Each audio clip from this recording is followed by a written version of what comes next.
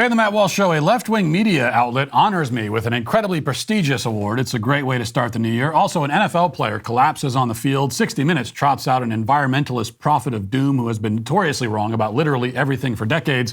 The usual suspects dance on the grave of Pope Benedict, and the team formerly known as the Washington Redskins unveil their new mascot. Plus, a Libertarian publication is here to tell us that we shouldn't be so worried about children at drag shows. It's all a moral panic, they say. All of that and more today on the Matt Walsh Show.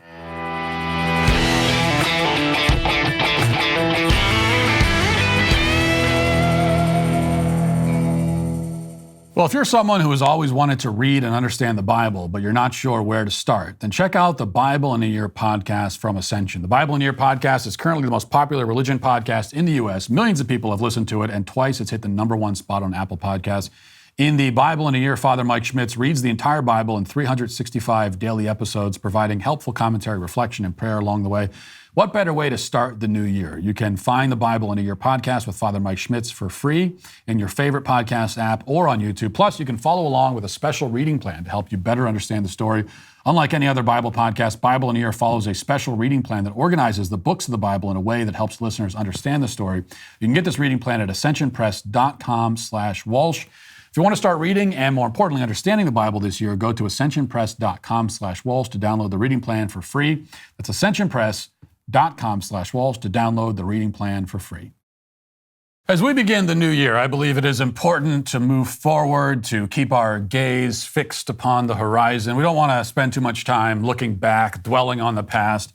Yet I must say that I do begin this year in a bit of a reflective mood because 2022 was, in many ways, a landmark year in my own life. It began with my episode of Dr. Phil in early January. A week after that episode aired, I was off to Africa filming our, at the time, still secret documentary project, What is a Woman?, which would be released on the first day of Pride Month in June of 2022 and go on to become one of the most influential and talked about documentaries of the current century.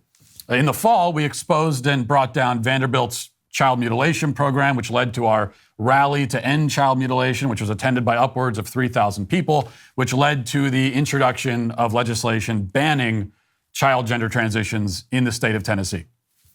All of that, and we still found time to do other things like raise awareness about, important issues like translucent mermaids and satanic anime. So there was a lot going on in 2022, and I'm very proud of all of those accomplishments. And though I don't do it for the awards, I don't do it for the accolades, I still appreciate and am humbled by them when they come. Which is why I must take a moment to thank the prominent left-wing publication, The New Republic, which in the lead up to the new year last week, published a long article awarding me the title and trophy that I think I worked very hard all year to earn. This is their headline: Transphobe of the Year, Matt Walsh. The right-wing writer and podcaster has raised his profile by spreading grotesque conspiracy theories about grooming and pedophilia in the LGBTQ community.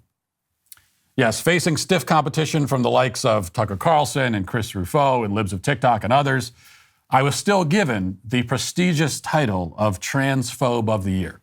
The writer Indigo Olivier explains why the honor went to me. She writes, quote, "From book bans to bomb threats, 2022 has been characterized by a disturbing rise in right-wing violence brought on by the viral moral panic of very online fearmongers. And the biggest target of this mayhem has been the transgender community. Figures like Libs of TikTok's Shia Reichik, Tucker Carlson, Ben Shapiro, and the Manhattan Institute's Chris Rufo have joined conservative politicians in flooding right-wing airwaves with hate speech and misinformation on issues like gender-affirming care and children's sports. But in a year when Transgender Day of Remembrance was marked by a mass shooting at an LGBTQ nightclub in Colorado Springs, one man stands out from the crowd, Matt Walsh. I've already decided that I want this person to deliver the eulogy at my funeral, which I think she'll be more than happy to do, actually. But we're just getting started. It says, quote, "The Daily Wire columnist and podcast host has made a name for himself by demonizing medical professionals and pushing conspiracy theories about grooming and pedophilia in the LGBTQ community. If the Club Q shooter is a lone wolf attacker, we should consider Walsh the unofficial pack leader. While the bodies were still warm, the host of the Matt Walsh Show would log on to say, quote, "If drag shows are causing this much chaos and violence, Why do you insist on continuing to do it? If, according to you, it's like putting people's lives at risk, if the effort to have men cross-dress in front of children is putting people's lives at risk, why are you still doing it? It's a crowded field, but the New Republic has crowned Walsh 2022's Transphobe of the Year. So based on my reading of this, it seems that the Transphobe of the Year competition was it was very stiff competition, and it came down to the wire at the end, and I finally pushed ahead of the pack by making the exceedingly obvious and basic observation documented in that paragraph, which is that, by the groomer's own account, there has been mass violence and chaos in response to drag performances for children. Now, this account is entirely fictional, but that's beside the point. The point is that if it's true that exposing children to drag has caused this violent backlash, then it stands to reason that one way to stop the violence would be to simply stop sexually harassing children at drag shows. So if you really think that inviting children to your drag show will put your life at risk, and yet you still do it anyway, that only goes to show how totally dedicated you are to grooming. You're apparently willing to martyr yourself for the cause, which just makes you all the more deranged. That's the point. Anyway, back to the article with a little bit about my origin story. It says, Walsh launched his fetid career in the same manner as many of the worst of the right-wing swamp, conservative talk radio. Walsh has since gone on to create Johnny the Walrus, an allegorical children's picture book about a boy who pretends to be a walrus. It reached #1 on Amazon's LGBTQ bestsellers list, and the overall bestsellers list, by the way. And What is a Woman? A feature-length documentary on gender ideology. Since his early years in radio, he's gone from a bog-standard shock jock vibe to a preppy fountain of increasingly weird far-right obsessions. Media Matters LGBTQ program director Ari Drennan has followed Walsh's studied transformation, in which he's changed his appearance based on his audience.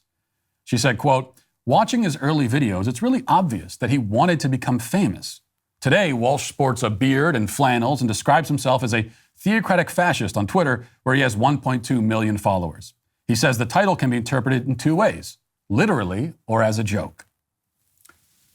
Yes, the people who are clinging desperately onto my coattails, reporting on my every statement like I'm the Pope issuing infallible proclamations to the faithful, attaching themselves to me like barnacles on the side of a ship, and doing it all for clout, are concerned that I'm the one who is trying too hard to be famous. And in their version of events, I wanted to be famous so much that I grew a beard and wore flannels, because everybody knows that's the first step to fame and fortune. They have it pegged, I have to say. They've got it. I still remember the day a couple of years ago. I'll never forget. I was thumbing through a Bass Pro Shop catalog, dreaming of one day becoming wealthy and renowned, when suddenly my eyes fell on a Carhartt flannel, and I said to myself, yes, this is it. This is the ticket. And the rest is history. Now, we're not going to read through too much more of this, but the next paragraph, I think, is worth some attention. It says, quote, I am literally a theocratic fascist. I do indeed believe that my religious beliefs should be forced on people by the government. And not just the government, but a government headed by me as a dictator, Walsh said in a 2019 video for the Daily Wire, before referencing his recent Twitter tirade against white condiments. Mayo, cream cheese, ricotta, tartar sauce, ranch dressing. In my theocratic fascist dictatorship, all of those condiments will be confiscated, prohibited. And anyone who's caught with contraband, like, say, ranch dressing, will face execution and a $50 fine. Are you in on the joke? Like I said, this guy is deeply weird. Now, I fail to see anything weird about wanting to execute people who use ranch dressing. Ranch dressing tastes like buttermilk mixed with, like, pool water. Okay, it's disgusting. What else are we supposed to do with ranch dressing users except kill them? I'm open to other solutions, but nobody's offering any. So I've started this conversation. I started it years ago. What do we do about people using ranch dressing? I have one idea. We could kill them all. If you have other brainstorms that you want to throw out there, go ahead and do it. I'm just getting the conversation started is all. Back to the article one more time. It says, this guy is deeply dangerous as well. Walsh's most disturbing narratives have centered on children. In August, after Walsh called for an organized effort against medical facilities that butcher children, Boston Children's Hospital, home to the first pediatric and adolescent transgender health program, received its first bomb threat. Walsh, undeterred by the real-world effect of his fear-mongering, continued to push the claim that the hospital was mutilating children, which I was pushing that claim, by the way, because that's exactly what they were doing. So it's pushing a claim. It's not really, well, it's a claim, but it's a claim of what's actually happening. And so, and it really wasn't a claim at all. Actually, it was more of a like pointing to, see, here's what they're doing, and here are videos of them talking about what they're doing. Anyway, it says, when the hospital received its second bomb threat in early September, Walsh claimed it was a false alarm and a leftist hoax before turning his attention to Vanderbilt University Medical Center's trans health clinic. Walsh is very much against the idea that people should be free to be who they are, so much so that he's led a stochastic terror campaign against the trans community, which he says he plans on personally taking to the street. If the Proud Boys are, as some say, modern-day brown shirts, they may have found an unlikely leader in Matt Walsh. Yes, that's me, leader of the Proud Boys. I'm not sure that I've ever even met a Proud Boy, but I am their leader, which comes as news to them and also to me. But if you've listened to all of this so far, and you've thought to yourself, well, this isn't fair. I mean, why are they just calling Matt a transphobe? He's also a racist. Don't worry, they make sure to include that accolade at the end. They say, while he reserves the worst hatred for the trans community, Jason Campbell, a senior researcher at Media Matters, says it's important to point out that Matt Walsh is also a racist. He's becoming this champion of white rights. They then make note of my translucent mermaid activism before concluding with this, quote, Walsh is ready to adapt on the fly as various outrages and panics flit from fashionable to played out on the right. Quote, I don't think this moment of anti-trans hysteria is going to last forever, Drennan said. I would not be surprised if whatever the next right-wing moral panic is, we see Matt Walsh once again at the forefront, having conveniently forgotten his fixation on trans people. Perhaps in years to come, he'll find new ways to take home TNR's accolades for scoundrels. Oh, you can count on that. I will find many more ways to upset you in 2023. I guarantee it. No question about it. Except that, if I could just clarify one thing, I am not going to move on from or forget what you call my anti-trans hysteria, quote unquote, until the trans movement has been totally and completely destroyed. That much I can promise you. I want it to be completely laying in ash, in ruin. That's what I want. Now, to that end, we did make major inroads last year. The trans movement was running roughshod over the culture for years with basically no opposition, and that has now changed. And you, on the left, have noticed that, and you're panicking. And you're hoping that we'll be just sort of happy with the battles we've won so far, and then we'll just move on to something else. But your hopes are in vain, because we're out to win the entire war, and we will. So stay tuned. Now let's get to our headlines.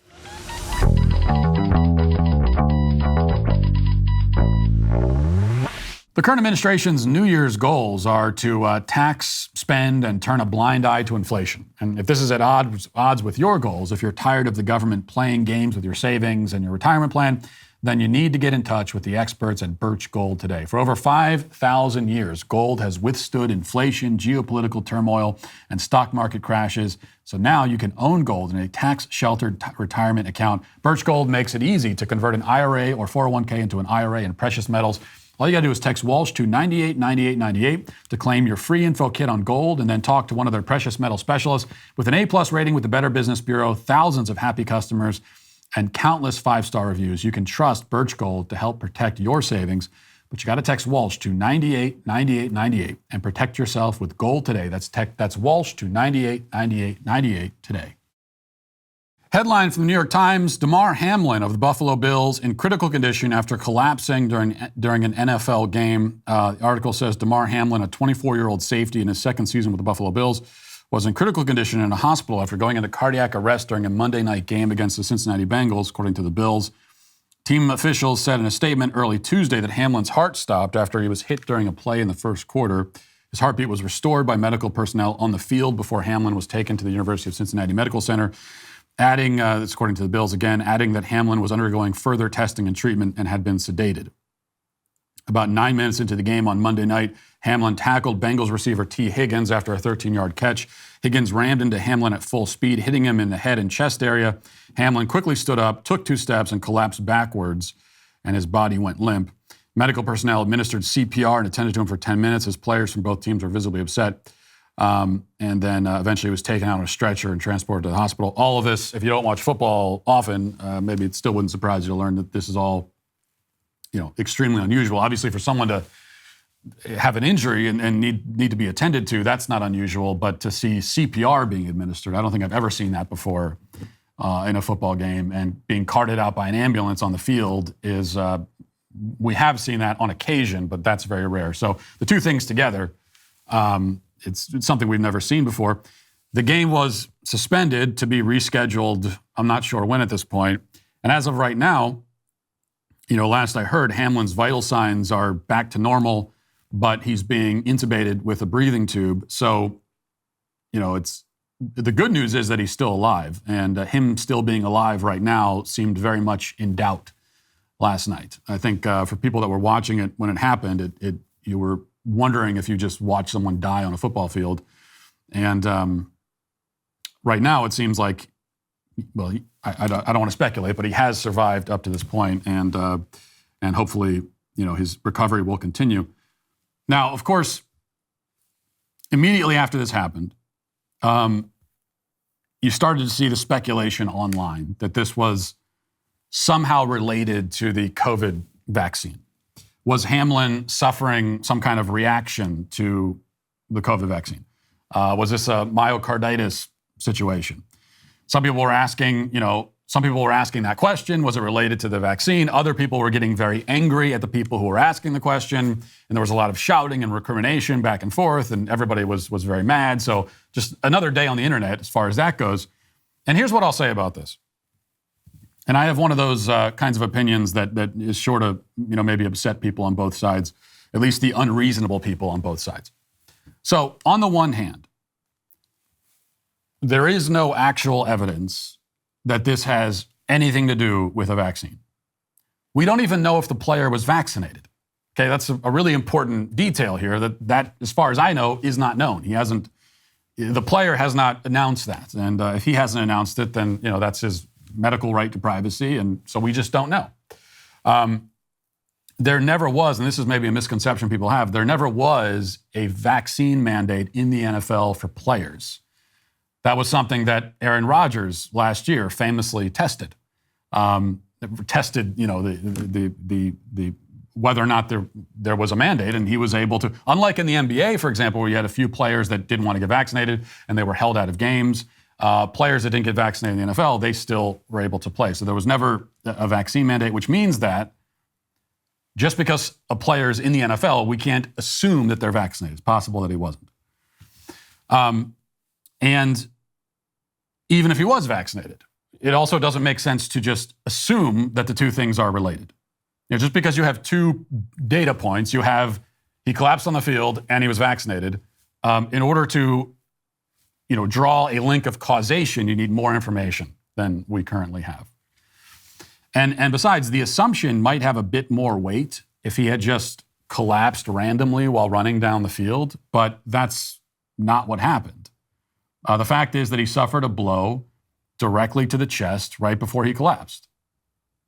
And it does, people were saying online, have been saying since it happened, that it looks like a relatively normal sort of tackle that you see, looks garden variety, looks like a normal thing you see in the NFL all the time, which is true, but keep in mind that a normal tackle in the NFL can still be a collision roughly equivalent to a car crash.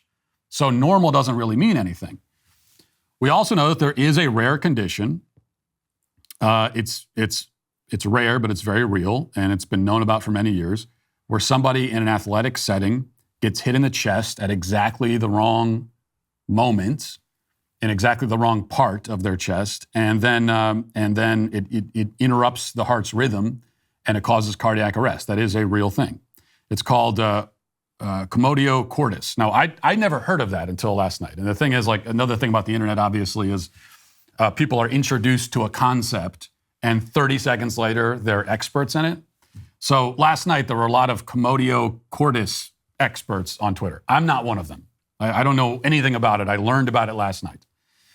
But it is apparent that this is a thing that exists. It's been documented. It does happen. It's, again, rare, but rare. That's the thing about something that's rare. It happens. Doesn't happen often, but it does happen. And you can see the video. I think we have the video of this. Let's just put this up. Not the video, not part where he's collapsing, but you see where he's hitting the chest. Go ahead and play this. So he's hitting the chest right there. And you can see his body kind of fold around the hit. So that is it's a normal hit in the NFL. Yeah, it's a normal hit, but that is a full speed jolt right to the chest. And that it's not unreasonable to think that could really hurt someone, obviously. Now, on the other hand, you cannot blame people for asking the vaccine question.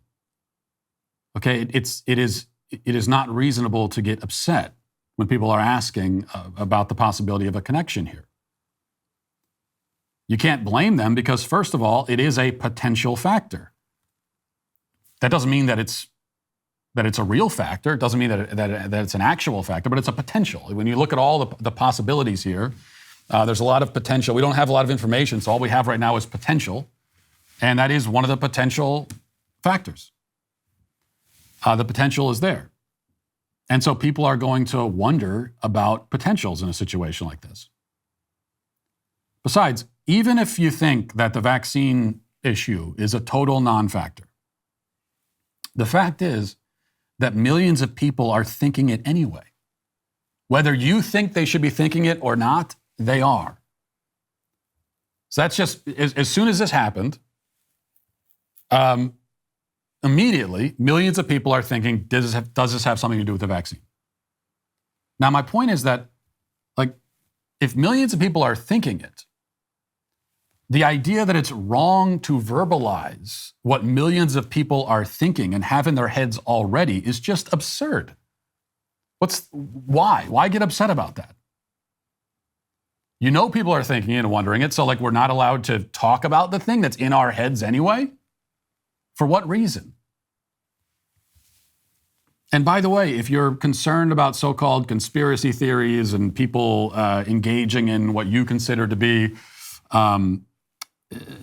conjecture and all the rest of it, shouting people down when they bring this up is not the way to, address that. Also, the other thing is we've been lied to, right? Again and again and again. We've been lied about the vaccine, about the virus, about everything. And that makes people suspicious. It makes people more likely to engage in speculation. This is the consequence of a lack of trust. And the lack of trust is the fault of the public health authorities that now chastise the people who are speculating, but it's their fault. See, I don't blame people for speculating, because what else are they going to do? Wait for a trusted authority to tell us? Well, who is that exactly? Who's the trusted authority at this point? Where is this mythical person? They don't exist. So when you have a lack of trust, we don't trust the public health authorities, so-called. You don't trust the media, and they're the ones that are supposed to be disseminating this information. And when that happens, all that's left, you have an environment where people are just kind of on their own, imagining scenarios. It's certainly not ideal, but it's inevitable. And I don't blame the people who are imagining these scenarios. I blame the people who have created this catastrophic lack of trust. So that's how that all breaks down. All right, let's move to this. Headline from the Daily Wire: Stand firm in the faith, Pope Benedict XVI's final message to the faithful.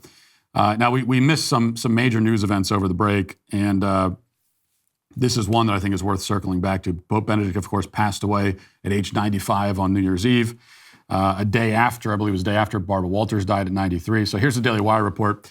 Pope Emeritus Benedict XVI told Catholics to stand firm in the faith in his final message to the faithful. The Vatican published the late Pope's spiritual testament shortly after his death on Saturday. In it, Benedict thanked his family, his friends, and God for the blessings of his life and asked forgiveness from anyone who he had wronged. He then urged believers to stand strong in the faith, even in the face of philosophical and scientific opposition. He wrote, quote, "If in this late hour of my life I look back at the decades I have been through, first I see how many reasons I have to give thanks. First and foremost, I thank God himself, the giver of every good gift, who gave me life and guided me through various confusing times, always picking me up whenever I began to slip and always giving me again the light of his face. In retrospect, I see and understand that even the dark and tiring stretches of this journey were for my salvation and that it was in them that he guided me well." He went on to thank his parents for providing him with a loving home and role models for his faith. He also thanked his brother and sister for caring for and guiding him through his life. He also thanked his friends, colleagues, and former students. Benedict then instructed Catholics to remain true to the faith in the face of opposition from science and philosophy. He wrote, quote, "Stand firm in the faith. Do not let yourselves be confused. It often seems that science, the natural sciences on the one hand, and historical research, especially exegesis of sacred scripture on the other, are able to offer irrefutable results at odds with the Catholic faith. I've experienced the transformations of the natural sciences since long ago, and I've been able to see how, on the contrary, apparent certainties against the faith have vanished, proving to be not science, but philosophical interpretations only apparently pertaining to science."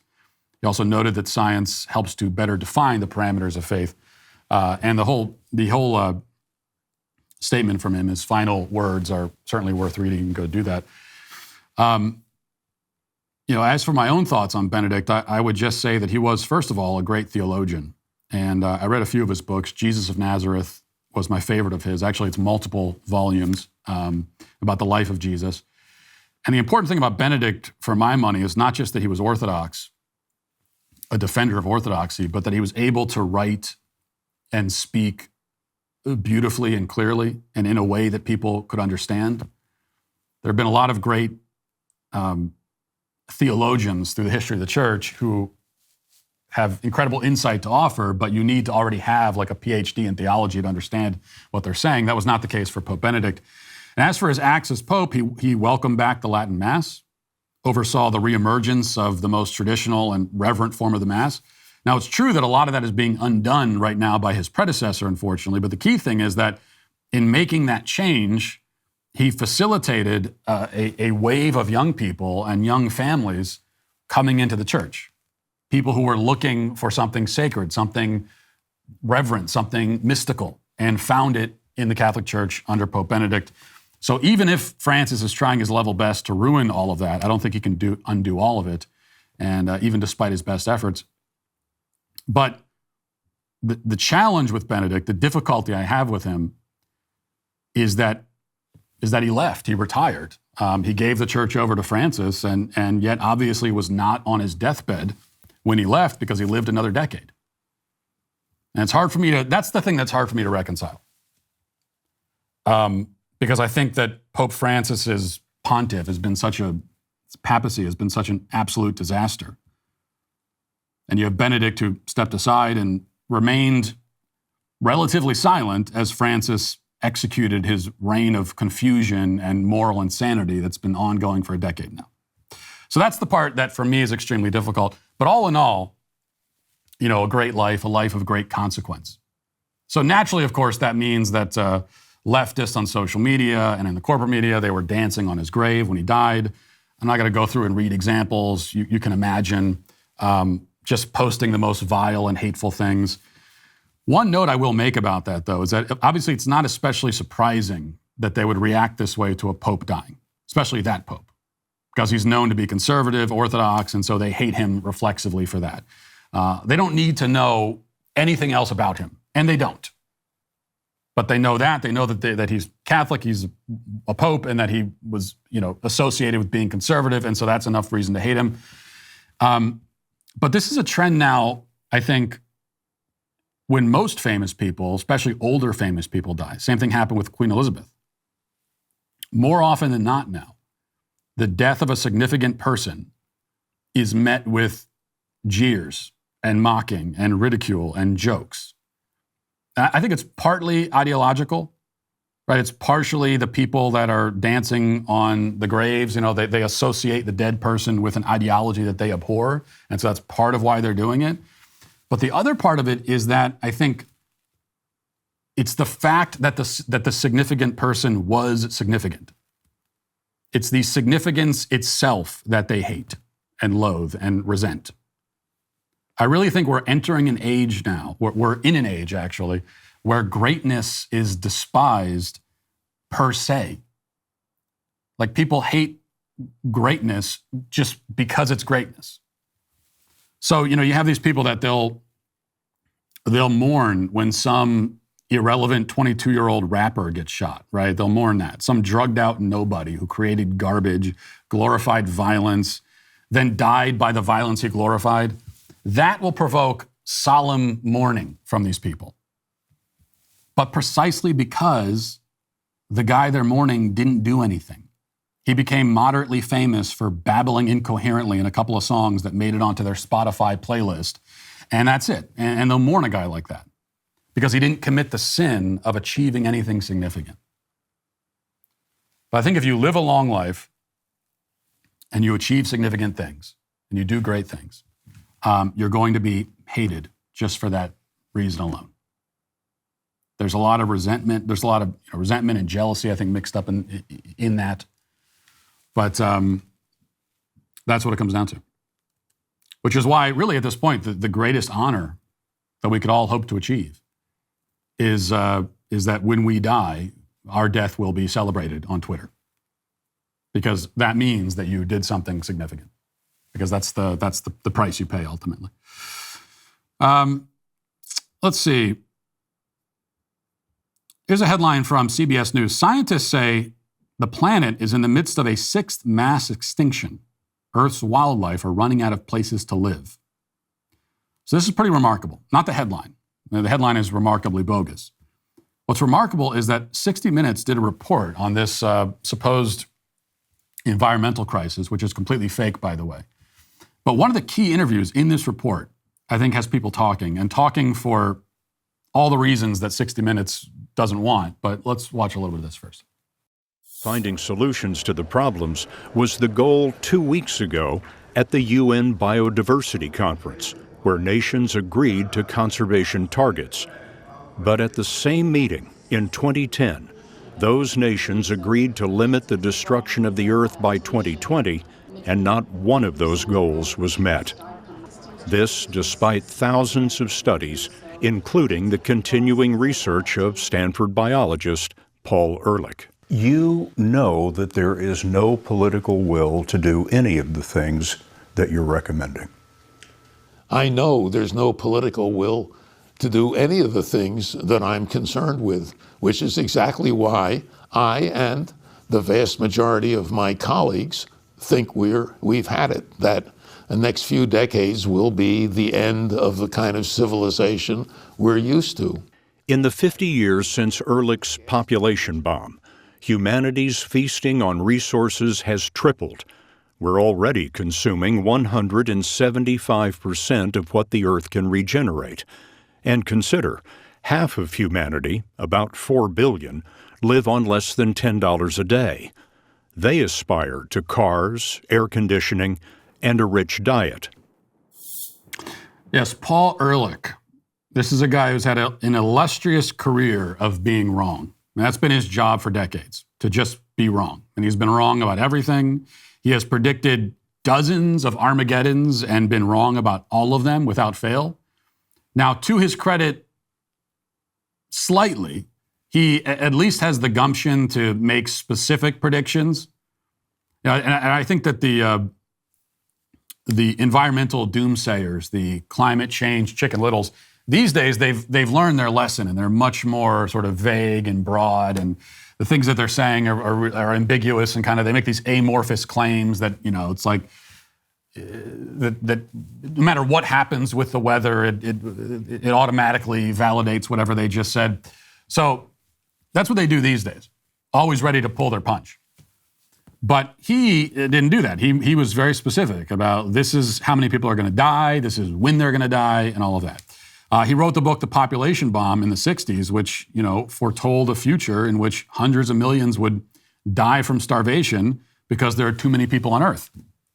And he said, again, he was specific. He said this would happen in the 1980s. But it didn't. And we're now in the 2020s, and we have 8 billion people on Earth, and his apocalypse still has not come to fruition. The Federalist has an article about this.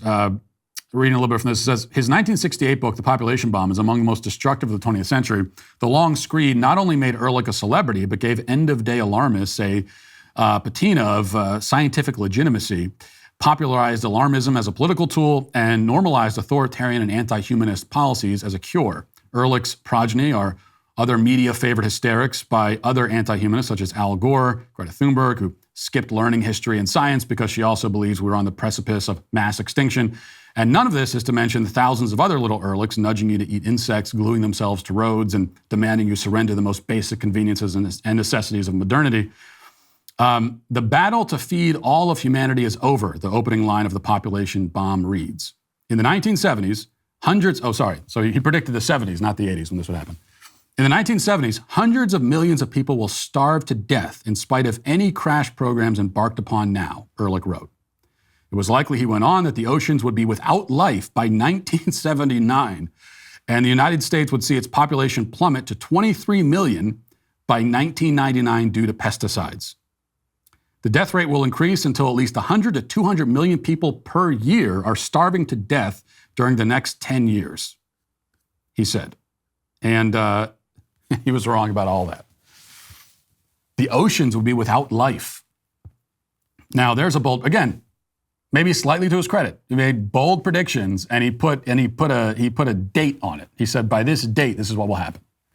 And he also claimed that there was nothing that could be done to prevent this, which means that he can't say now that, oh, well, I was only wrong about that because I made this prediction and then people mobilized and we averted it.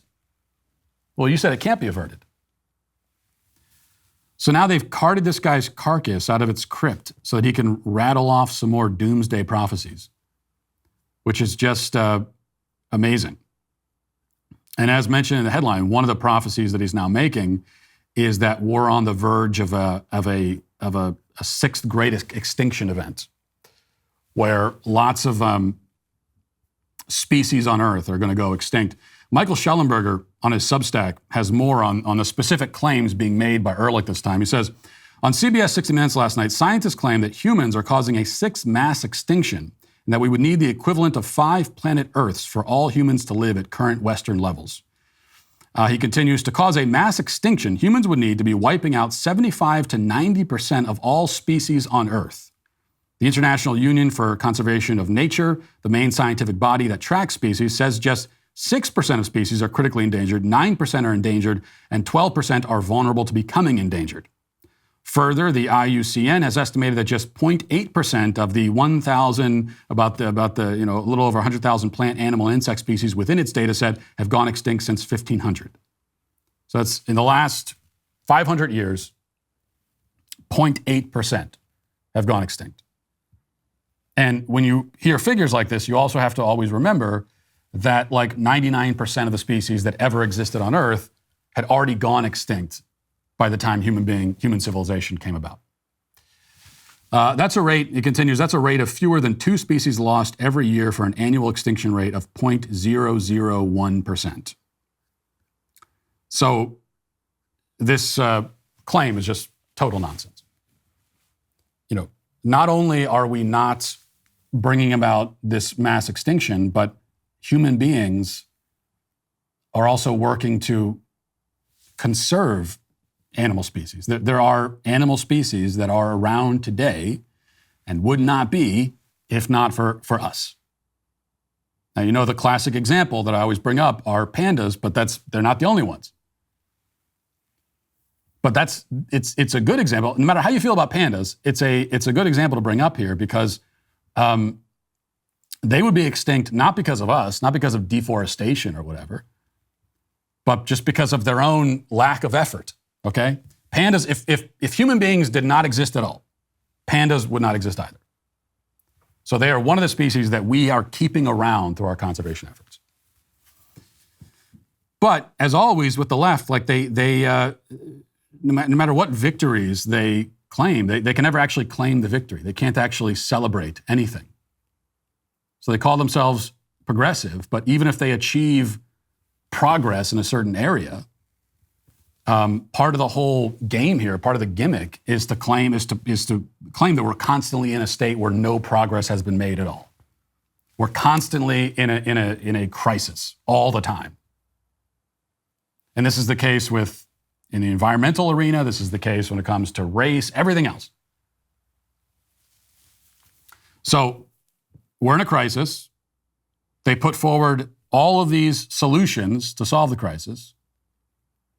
But it's already been decided ahead of time that none of those solutions can actually work because they need the crisis. That's what they need most of all. All right, one other thing to mention here. This is a headline from NBC Washington. Meet Major Tuddy, the Washington Commanders' new mascot. So they got rid of the Redskins. And then it took them a little while, and they finally settled on the Commanders as the new name. And now they have finally come up with their new mascot. Let's look at this guy. Here's the new mascot that they introduced. This is Major Tuddy.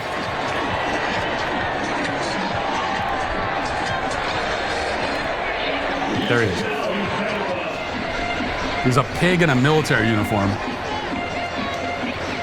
You know, okay, that's the new and improved mascot. You know, there's a barbecue restaurant chain that my dad used to be obsessed with, and I'm not sure if it even exists anymore, but it was called Red Hot and Blue. It was a regional thing. I don't know if it still exists. Anyway, this pig looks like that restaurant's mascot. This is literally a cartoon pig mascot from a regional barbecue joint. And that's what they're going with. And by the way, how is this less offensive than what they had before? This is a pig in a kind of like vaguely military uniform with a military title. Somehow he's obtained the rank of major. We don't know how. I'm not saying I'm offended by it, but it's just like, isn't this more obnoxious and crass than the Indian they had before? Which is why I will continue to dead name the Washington Redskins. They will remain the Redskins to me. I cannot be a party to this. I cannot be a party to Major Tuddy. But this is how it goes, right? They get rid of something traditional, something with meaning, and they replace it with just the dumbest crap you've ever seen. They replace it with a dancing pig in a military uniform. That's the improvement. That's progress. Let's get to the comment section. Daily cancellations on the law and order of the day. With the sweet baby gang. All right, well, hopefully you had a good Christmas break, if you had a Christmas break at all. I really enjoyed mine, I have to say. We have the pregnancy card to play, which meant that our family, we didn't have to travel for the holidays. Everyone had to come to us. And so we got to stay at home, and that made things easier. And we got about a half inch of snow here in Nashville. It was like -2 degrees for a couple of days. And that wasn't going to stop us from going out and doing some sledding, you know. And when I say us, I mean us, because obviously I'm not sending my kids out alone. As always, it's my deep and solemn responsibility as a father. And my kids know this at this point. I got to do a safety check on all the sleds. So I got to go out. And this is it's one of those things you got to do as a dad. And I had to sled down all the hills first and on all the different sleds and keep doing periodic safety checks. It's similar to the health checks that I do on Halloween candy. You have to make sure that they're not poisoned or whatever. So doing plenty of safety checks, and plenty of safety checks on my kids' toys they got for Christmas. And I know we just talked about before the break that adults need to grow up and stop playing with toys. But this was different because I'm a father and I have to make sure my kids are okay. So for example, they got those hoverboard things. They're not really hoverboards. They're actually just like, they're like Segways, but without handlebars. So they got those, and I was driving them around quite a bit all week, continually checking to make sure that everything's okay, making sure that everything's working fine, that it's not going to explode when you step on it. That's what I had to do. And ironically, it turned out that the hoverboards were extremely safe for my kids, but not for me, because I sustained probably 3 or 4 injuries, serious ones, from playing on the hoverboards. Not playing on them, checking them for safety. Anyway, so for the comment section today, it's been over a week since the last show, and rather than pulling comments from that show, because it's old news now, I'll pull from one of the pieces of content that we posted to YouTube during the break, and this is the most important one, I think, where I was forced to try vegan milk and cookies. It was a vegan milk and cookie taste test, and that video is up right now Again, very important content, like everything we post on YouTube. And so here are some comments from that, because why not? Sean says, after trying the vegan milk and cookies, Matt Walsh suddenly is unable to define what a woman is. Merry Christmas, everybody. Getbuck says, Gepunkt says, Matt's new film is going to be What is Milk? Now, I don't need that film because that's an easy question to answer.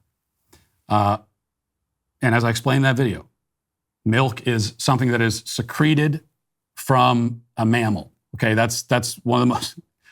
It's not the only thing that can be secreted, but it's in order to be milk to begin with, it has to be a mammal secretion. And I understand that, we might not like to think of it that way, and you don't want to see when you go to buy the 2% gallon of milk, at the grocery store, you don't want it to say mammal secretion on it, but that's what it is. And my only point is that when you hear about coconut milk or almond milk or soy milk or whatever, none of that is actually milk because by definition, it was not secreted from a mammal. As I explained, that is not a mammal secretion, that is nut juice. That is juice from a nut. And so you have nut juice versus mammal secretion. Two completely different things. Jorge says, I'm not vegan, but a friend once made vegan cookies and they were top 3 best tasting chocolate chip cookies I ever ate. Couldn't tell the difference and extremely chewy. Well, that just tells me something, Jorge, about all the people who were making you regular chocolate chip cookies up until that moment. And that is a very sad life that you've lived. Erduk says, almond milk is actually really good. I grew up on whole milk only, but got tired of my milk going bad fairly fast. Now I don't even think about it when I drink it. You know what? If you want to claim that you enjoy almond nut juice, that's fine, but just don't compare it to it's two completely different things. That's my only point. Kyle says, why is it so entertaining to watch Matt so miserable? I don't know, but people seem to enjoy it. Krista says, I feel like these bits make up for all the times Matt weasels his way out of punishments like interpretive dance and watching anime. Okay, first of all, I didn't weasel my way out of interpretive dance. For the millionth time, I actually did it, and there's video evidence of it. And as far as anime, I've already said, I tried to get out on a technicality, and I believe in the letter of the law and the spirit of the law. There's the letter and the spirit, and if I can get out of something, it's not really getting out of it. But if the letter of the law offers me an escape hatch, I will take it. Okay, I believe in this across the board. I believe in this when you're like paying your taxes. That's right. It's like if the law offers you a way to pay less taxes, take advantage of it. Why shouldn't you? But I have been informed that my efforts didn't even live up to the letter of the law, which means that I still have to watch the anime, and I will. So you can stay tuned for that. Today is January 3rd, or as I like to call it, the day where most New Year's resolutions come to a screeching halt. Well, here's one resolution you'll want to keep, and that's subscribing to Daily Wire Plus. If you didn't take advantage of our 30% off holiday membership sale, we've extended it until today. This is your very last chance to get 30% off new Daily Wire Plus annual memberships and gift memberships when you go to dailywire.com/Walsh. In some ways, 2022 was the definition of success for me, as we talked about at the start of the show. My best-selling children's book, Johnny the Walrus, the triumphant reception of my documentary, What is Woman, and our rally to end child mutilation, which put leftists on notice everywhere that we are united against destructive gender ideology. But 2023 is going to be even bigger for Daily Wire Plus. You'll be seeing kids content that you'll actually want your kids to watch. The Pendragon cycle will also get a release later in the year, and we'll continue to stand up to leftist tyranny. You're going to want to be a part of all of this and everything else we got coming up. Today is your last chance to get 30% off annual memberships and gift memberships by using code HOLIDAY at checkout. So head to dailywire.com/Walsh right now, and let's get now to our daily cancellation. So one thing we know about our friends over at Reason, which is the Libertarian publication, is that they are very concerned about moral panics. They want to make sure that nobody is engaging in a moral panic. It's just that to them, anyone who demonstrates any moral concern over any issue at all is automatically guilty of a moral panic. It is impossible to make a moral argument of any kind about anything without being charged with a moral panic from people like this. Unless you're having a moral panic about moral panics, in which case it's not a moral panic. So those are the rules. They don't make any sense, but those are the rules. And that brings us to an article published by Reason shortly before the new year, written by Scott Shackford, entitled, "The Fight Over Kids at Drag Shows is a Classic Moral Panic." Shackford writes, quote, "Of course, Florida Governor Ron DeSantis and his administration would contribute to the latest Christmas-themed targeting of drag queens as some existential threat. The state's Department of Business and Professional Regulation sent a letter Wednesday to the Orlando Philharmonic Plaza Foundation in Orlando, Florida, because their venue was hosting a Drag Queen Christmas, which is a touring stage production crossing the country that's been around for 8 years.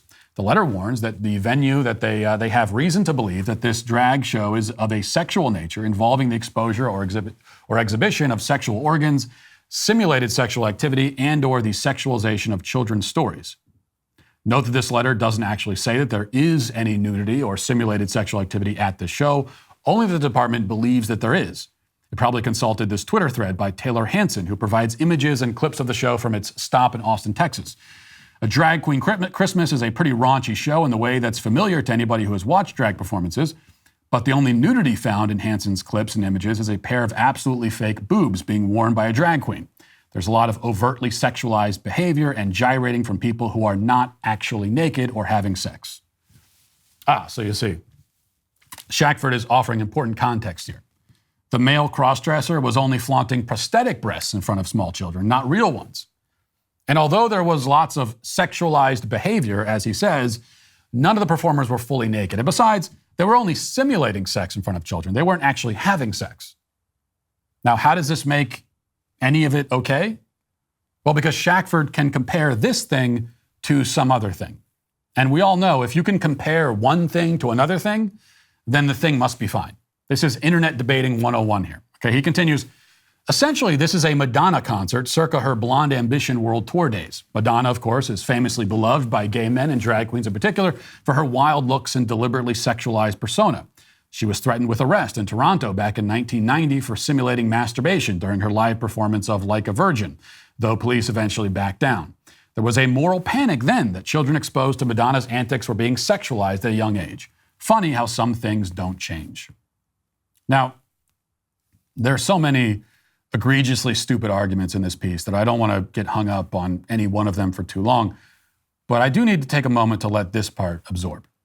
Because this is a classic move of child sexualization apologists, otherwise known as groomers. They love to point out that kids in earlier decades were exposed to sexual content too, and well, look how well they turned out. Except that the astute observer might note that those kids, in fact, did not turn out well. Indeed, the people who were having a moral panic about Madonna in the 80s and 90s, claiming that the coarsening of culture, the over-sexualization, the profanity and debauchery would put us on a slippery slope into full-on cultural depravity, they were 100% right. They didn't even know how right they were. Even they couldn't imagine that in another 30 years there would be family-friendly drag shows with cross-dressing, half-naked men simulating anal sex in front of toddlers. So critics 3 decades ago, they were not engaged in a panic, but rather were issuing a prophetic warning about the state of and direction of the culture. A warning that the Scott Shackfords of the world have always been quick to blow off because the Scott Shackfords of the world are always wrong about everything. Back to the article, the wrong man writes, quote, "If I had small children, I probably would not take them to this show. But what's clear from Hanson's clip is that several parents did voluntarily and seemed to know that this was going to happen. It doesn't appear that there's actual nudity in the show, and the amount of sexualization would put it at maybe an R rating if it were in a movie. What we have here is a lot of screaming and politicization about families making entertainment decisions other adults do not like. This is flat out a moral panic." And a few lines later, he continues, "But this is not a moral panic, some insist. There is a limit to the parents' rights argument, and this all crosses a line. Parents should not be allowed to take their kids to live drag shows. To that I say, by looking at the behavior here and the public response to it, we can see that, just as with Madonna, this is a moral panic." Well, at least we can all agree that Scott, whatever else you might say about him, is a tremendous and persuasive writer. This is a moral panic. Some people say it's not a moral panic. To that I say, this is a moral panic. Truly a compelling composition, I have to say. He concludes, quote, "Claiming that drag shows are different is a subjective evaluation based on how a person feels about exposure to drag performances. It's an attempt to force one group of people's parental choices on the collective. And the mindless tossing around of the word groomer is just an epithet designed to shut down opposition on the belief that nobody wants to be accused of supporting child sexual abuse. It's a reminder of back during the 1970s through the 1990s, when anybody who was not heterosexual was regularly accused of trying to recruit kids. Moral panics about gay people interacting with children are hardly new. We have laws about minors and nudity and sexually explicit live performances, and we have parents to make decisions for stuff that falls just on the legal side of that line. That's how it has been for the longest of times, and drag queens don't change that calculus. If you don't want your children to see this stuff, don't take them. Leave everybody else alone. So once again, we have the historical comparison that only helps to validate the very concerns he's trying to dismiss, because he points out that a few decades ago, some people were concerned that the gay agenda was recruiting kids. Okay, fast forward to our current time, and we see that LGBT identification doubled in the millennial generation and then doubled again for Gen Z. So all of the evidence strongly suggests that the recruitment efforts were not only real, but incredibly effective and still ongoing. So what is Shackford's actual argument?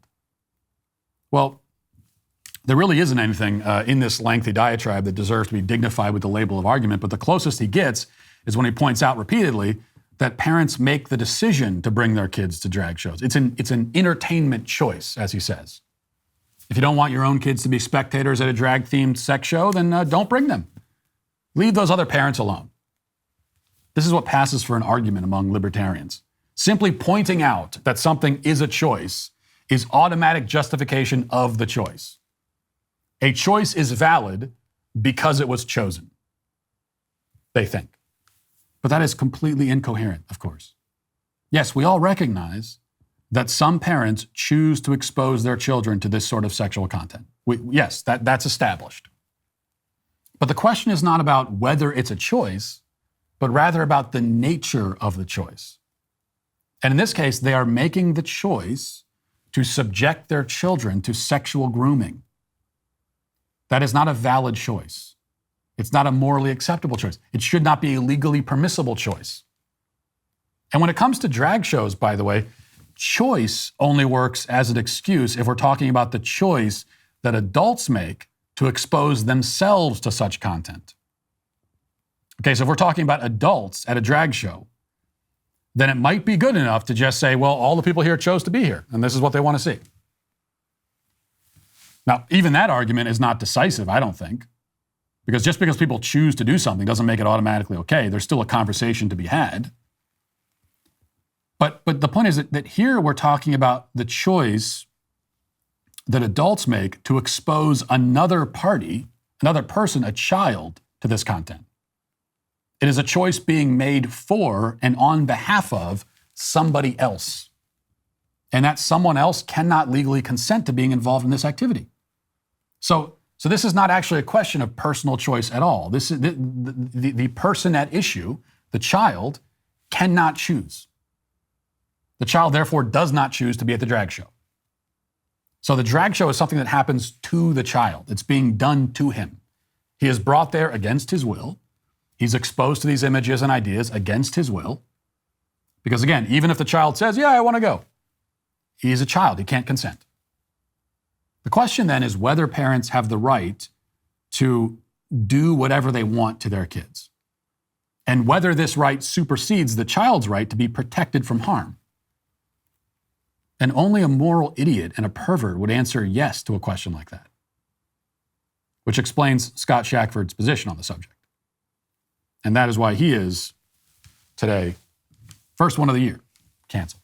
And that'll do it for this portion of the show as we move over to the members block. Hope to see you there. If not, talk to you tomorrow. Godspeed.